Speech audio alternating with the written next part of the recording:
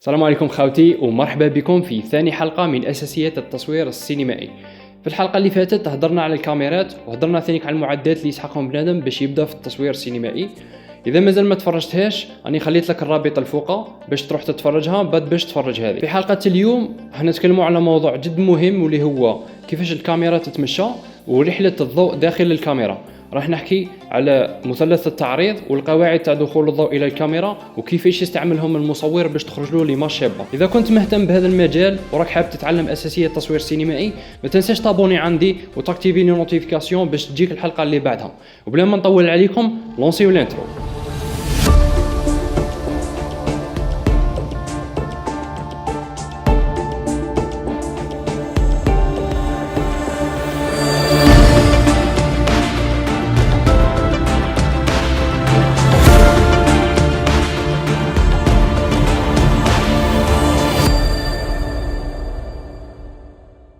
قبل ما نبداو نهضروا على الاكسبوجر تراينجل نبداو نهضروا قبل على الكاميرا كيفاش تتمشى. خاوتي ديروا في بالكم باللي هذا هو اهم درس في لا فوتوغرافي وفي لا سينماتوغرافي. اذا فهمتوا تقدر تصور لي فيديو واذا ما فهمتوش ما راحش تقدر تصور دي فيديو مليح. الكاميرا منين جات؟ الكاميرا جات من واحد الفكره يعيطوا لها كاميرا اوبسكورا. كاميرا اوبسكورا هي الفكره انك كي تكون عندك بواطه ودير فيها ثقبه يدخل منها الضوء، هذاك الضوء ينعكس في الجدار الداخلي تاع البواطه. هذه العفسه تقدر تشوفها في بيتك وين نهار اللي تكون مسكر الطاقه مسكر لي بيرسيان ومن بعد يدخل الضوء هذاك. اذا كانت الثقبه صغيره بما فيه الكفايه تقدر تشوف الانعكاس تاع واش كاين برا في الحيط اللي مقابل الطاقه. هذه الفكره جسدها ابن الهيثم كي دار بيت ودار فيها ثقبه يتحكم في الحجم تاعها بوسط قطعه من الخشب ودار لي زار مقابل في الجدار وكان يقدر يشوف الصوره بها وسماها القمره. بعد ذلك خذوها عليه الغربيين وسموها كاميرا اوبسكورا اللي هي بالمعنى الحرفي تاعها تعني الغرفه المظلمه. ومن ذاك النهار والكاميرات وهما يتطوروا وكل واحد يزيد لهم حاجه الى يومنا هذا وين الكاميرات راهم صغار وفيهم دو بارتي. لا بارتي الاولى اللي هي البادي وفيها الشاتر وفيها الكابتور، ولا دوزيام بارتي اللي هي لوبجيكتيف واللي هي يعيطوا لها ثانيك اللينس وفيها زجاج وواحد الميكانيزم اسمه الايريس. دونك انت كي تجي حتصور فيديو الضوء يدخل في اللوبجيكتيف يجوز على الزجاج تاعو ويزيد يجوز على الايريس ومن بعد يجوز على الشاتر باش يوصل للكابتور. هذا طريقه نقدر نشرح لكم بسهوله ونستعمل فيها كاميرا قديمه هي مالغري ما فيهاش كابتور الكترونيك بصح الكونسيبت نتاع اللي يدخل للضوء يبقى لو ميم. دونك تبعوا معايا. دونك هذه هي الكاميرا هاي تتفتح فيها لوبجيكتيف. هذا لوبجيكتيف. بون نبداو باللوبجيكتيف. نحط هذه بجهه. لوبجيكتيف واش فيه هذه الايريس. هاي الايريس هاي تفتح وتغلق وهاو الفوكس. الفوكس يدخل له ويخرج. ها زجاجة تبعد وتقرب. دونك هذه هي. ومن بعد كاين البواتي. البواتي واش فيه؟ بون عامل لكم الشاتر الريدو. ها كي نفتح شاتر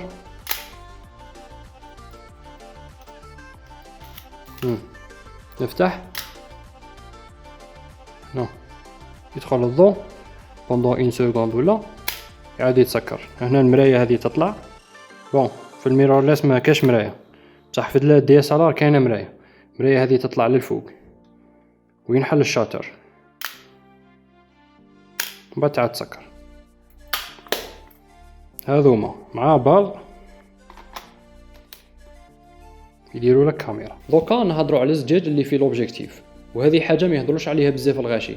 الزجاج اللي فيه لوبجيكتيف هو اللي يحدد لك لا كاليتي تاع ليماج تاعك وهذه هي عليه كاين بزاف غاشي يشروا لي زوبجيكتيف تاع كارل زيس مالغري كو غاليين. دوكا ندوزو للفوكس. الفوكس هو اللي يحدد لك واش من لا بارتي في ليماج تاعك تكون فلو واش من لا بارتي تكون نيت.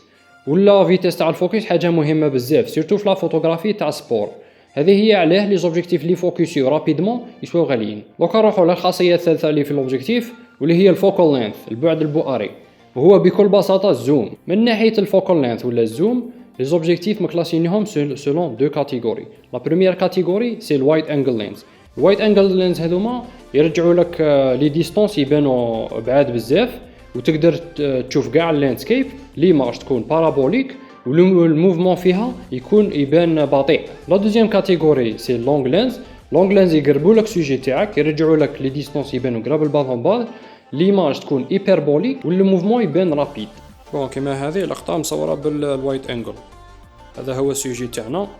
شوف كي نزومي كيفاش تولي بون راك تقدر تشوف زعما واش كاين مورا اكسيتيرا لونفيرونمون اللي راهي فيه، زعما راهو فوق لا بيبيوتيك. كي نزومي عليه ريماركي باللي وليت تشوف قل من لونفيرونمون تاعو شغل الحاله ولات مكومبريسيا، هذه باسكو زومينا. نفس الشيء بالنسبه للموفمون، ريماركي كيفاش كي نسيي نمشيه هنا شغل يطول باش يوصل باش يخرج من الكادر. بصح ريماركي كي نزوميو عليه من بعد نحبوا نمشيوه. هذا سي با ان اكزومبل مي كو زعما تزومي عليه اكثر شغل يزغ غير شويه يخرج من الكادر. واخر خاصيه في لي زوبجيكتيف هو لو ميكانيزم ديريس. وهذا لو ميكانيزم ديريس فيه دي لام هما اللي يحدوا الفتحه اللي يدخل منها الضوء، وهذه الفتحه يقيسوها بالاف ستوب. الشكل تاع الفتحه هذه عيطوا له البوكي، والبوكي هو اللي يحدد لك الشكل تاع الاشياء اللي تكون ماهيش في الفوكس. وفي السينما قد ما يكون سيركولير قد ما تكون استيتيكمون مليحه. الفتحه اللي يدخل منها الضوء في لوبجيكتيف مهمه بزاف، كما قلنا تنقاس بالاف ستوب، والاف ستوب هو عدد كسري، معناتها قد ما يزيد قد ما يلقاو الفتحه تكون صغيره. لا ماجوريتي تاع لي زوبجيكتيف اللي غاليين باسكو عندهم فتحه كبيره، وكي عندهم فتحه كبيره معناتها يقدروا يدخلوا بزاف الضوء، معناتها ما يسحقوش بزاف الضوء باش تقدر تصور بهم. قد ما تكون الفتحه تاع لوبجيكتيف كبيره قد ما يكون لوبجيكتيف يولي ما يشوفش مليح، معناتها يقدر يركز على حاجه واحده برك. وهذه حاجه مليحه في السينما باه انت تركز على الشخصيه تاعك برك وما تقعدش لاتيب واش راه صاري من اللور. كما قلنا الاف ستوب عدد كسري، معناتها قد ما يكون كبير قد ما تكون الفتحه تاع لوبجيكتيف صغيره. وعفسه سهله باش تتفكرها هي ان كي تكون تصور تتخيل ديزاف هكا مستفين، قد ما يكون عندك الاف بزاف معناتها هذوك كاع اللي راهم في الاف يكونوا ان فوكس. بون كيما راكم تشوفوا هذا فيديو بلوفيرتور 1.8 وهذا فيديو بلوفيرتور اف 22. تقدروا تشوفوا لا ديفيرونس في لا بيبيوتيك. لا بيبيوتيك من قبل كانت مضبه ودوكا ماهيش مضبه. مع تالي كاين دو غران تيب دوبجيكتيف، كاين برايم لينز وكاين زوم لينز. برايم لينز هما لي زوبجيكتيف اللي ما يزوميوش، معناتها اذا شريتو 50 ملم يقعد 50 ملم، بصح جينيرالمون تكون لوفيرتور تاعهم كبيره، وبيسك لوفيرتور تاعهم كبيره ما كاش بلاصه وين يحطوا موتور دو ستابيليزاسيون، دونك جينيرالمون ما فيهمش ستابيليزاسيون. والزوم لينز فيهم حاجه مليحه هو انك تقدر تزومي، معناتها ماشي اشاك فوا تحب تريكادري تبقى تافونسي ولا تريكولي. بصح شنو حاجه ماشي مليحه فيهم هو انهم ما يفتحوش بزاف، وبيسك ما يفتحوش بزاف معناتها ماش مليح في كي يكون ما كاش الضوء بزاف. وثاني بيسك الفتحه تاع الزوم لينز هذه صغيره معناتها يقدروا يحطوا فيها موتور تاع ستابيليزاسيون، وهذه حاجه مليحه بزاف تعاونك في لي فيديو. بون هاوليكم خاوتي، هذا 50 ملم اس تي ام كما راكم تشوفوا ما يزوميش وما فيهش ستابيليزاسيون، فيه غير فوكس، فيه اوتو فوكس مانويل فوكس. شوفوا قداش الثقبه تاعو كبيره. هذا 1835 هذا يزومي يبدا في 18 ويخلص في 135. هاي كيفاش يزومي.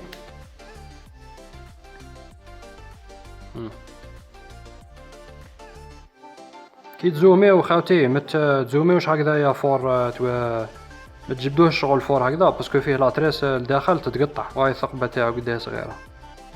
كومباريو هذا مع هذا تشوفوا لا ديفيرونس.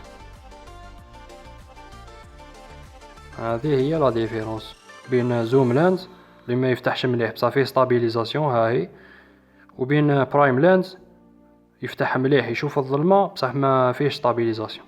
بون بعد ما هضرنا على لوبجيكتيف وكاع واش فيه، دوكا نجوزو نهضروا على البواتي وكاع واش فيه. البواتي فيه واحد الميكانيزم يعيطولو الشاتر.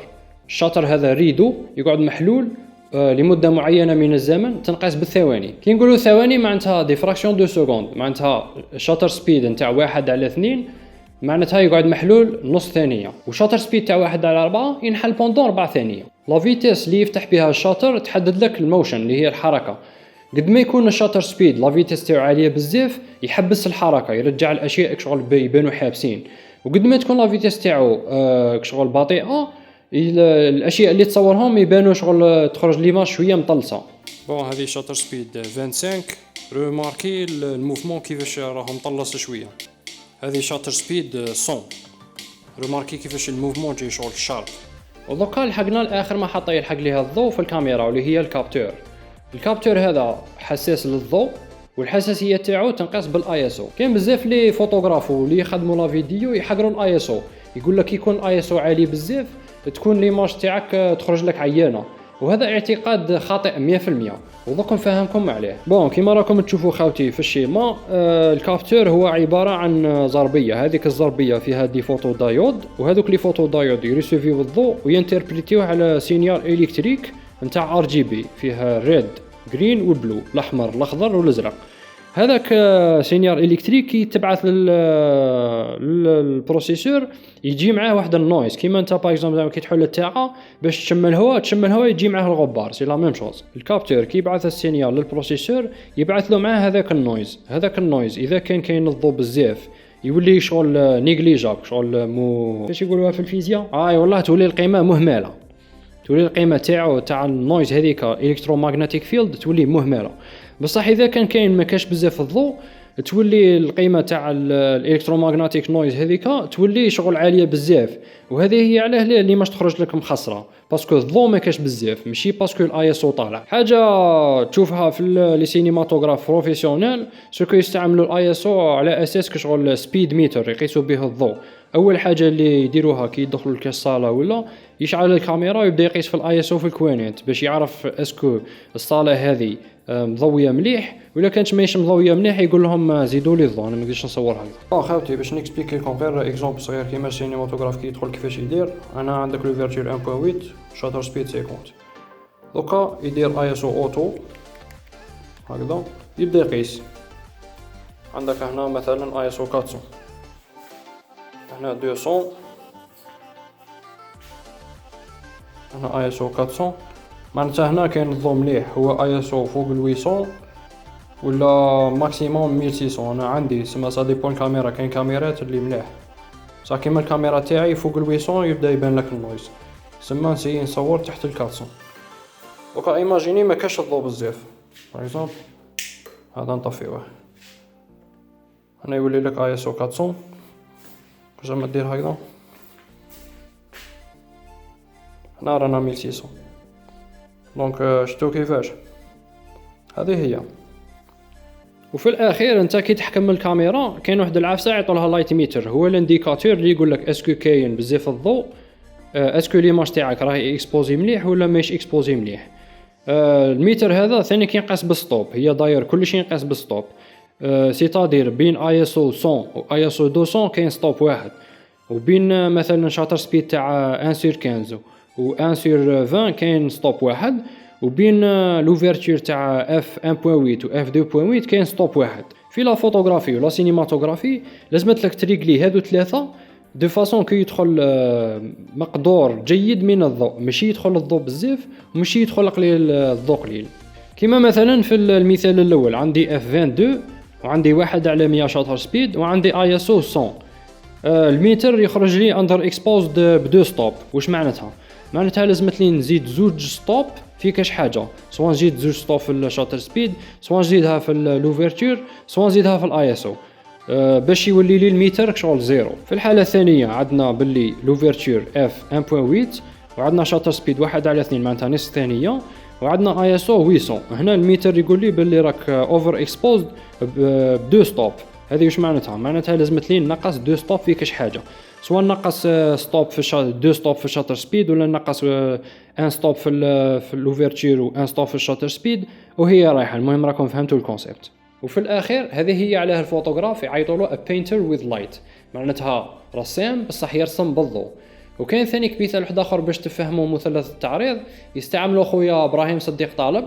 كي يقول لك كي تكون دير في لا فوتوغرافيك شغلك طيب في خبزه، دونك اذا الخبزه خليتها معرضه للنار بزاف اي تخرج لك محروقه، واذا خليتها شغل غير شويه في النار كي تخرجها تخرج لك نيه، دونك لازمت لك تعرضها شغل قدر مناسب من النار باش تخرج لك شغل طايبه بيان.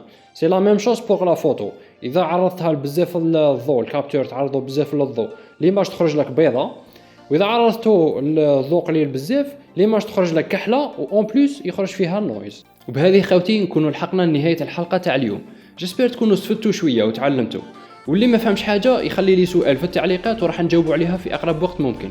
اذا عجبتك الحلقه دير لي لايك، واذا ما عجبتكش قول لي علاش في التعليقات، هكذا باش انا ثاني كنحسن المستوى في المره الجايه ان شاء الله. في الحلقه القادمه راح نتكلم على العمل بالكاميرا واللي هو الكاميرا اوبريشن. راح نتكلم كيفاش يعمل المصور السينمائي وكيفاش يتحكم في الكاميرا في الافلام السينمائيه. دونك هذه هي خاوتي، ما تنساوش تابوني روحكم في لاشين واكتيفي لي نوتيفيكاسيون باش تجيكم الحلقه الجايه ان شاء الله. اتهلاو في روحكم ونتلاقاو في الفيديو الجاي.